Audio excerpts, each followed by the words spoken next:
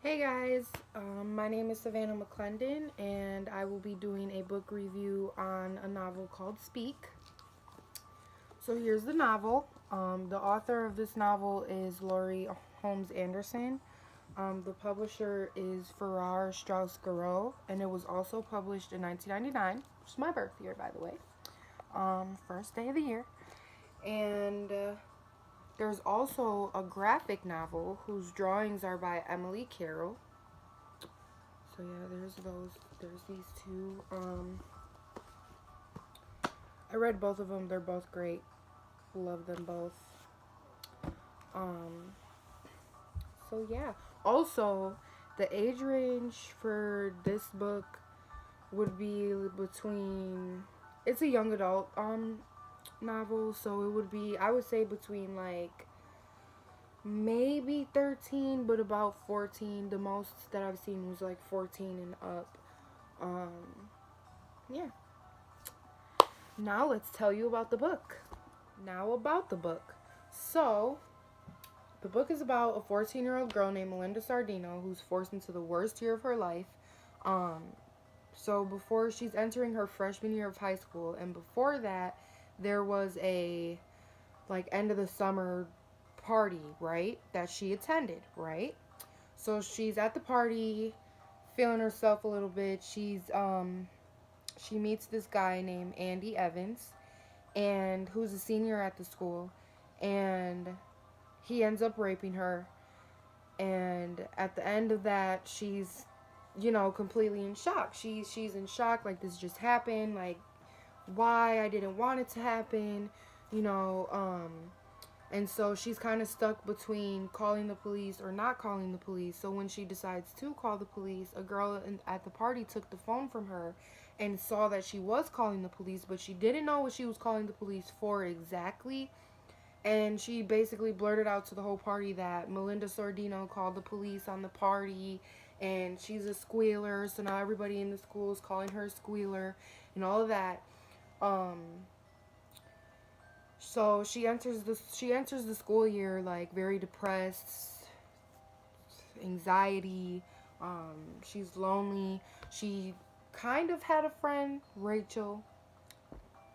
Rachel, she was kind of her friend, but not really. She was really fake. Like she was two-faced a little bit because she would like she really wanted to be a part of this group called the Marthas, who were like, the typical party mean girls, like the popular girls.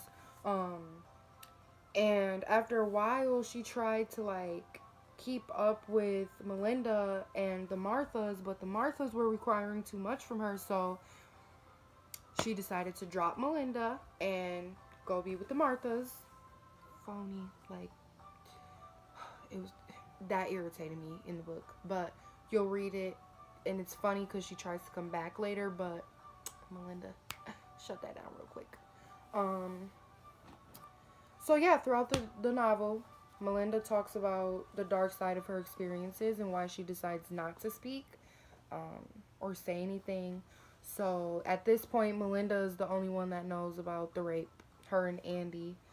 Um, and so more into the book, she's basically just kind of, she's giving up on herself, but at the same time trying to find herself. Like she really finds support a lot in her art teacher, Mr. Freeman, and her friend in her history class, whose name was David Petrakis. Um, which is kind of funny because she kind of ends up like developing just a little bit of a crush on him. It was cute. It was cute. Um, so yeah, she finds great support in Mr. Freeman and David. Eventually, like towards the end of the book, she stops repressing on the past and what obviously scarred her for life. She decided that Andy Evans wasn't gonna control her for the rest of her life, and kudos to her. She is a strong girl. She is a strong girl. I love this book, y'all. I love it. Um, it was great. It was great.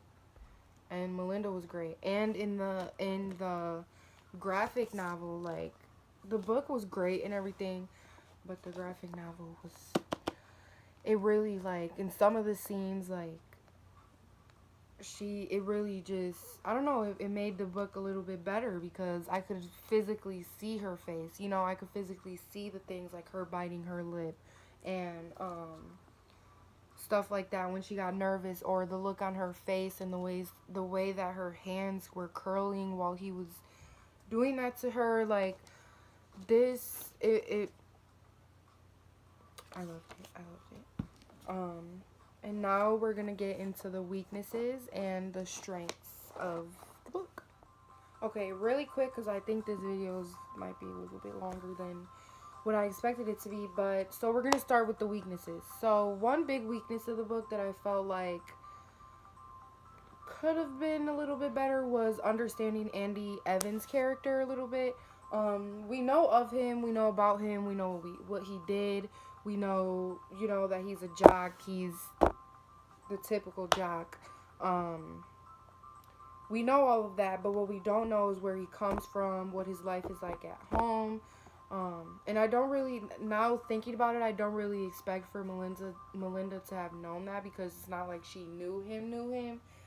But it's still, I feel like it kind of would have helped to understand his character a little bit more and his actions and behavior throughout the novel.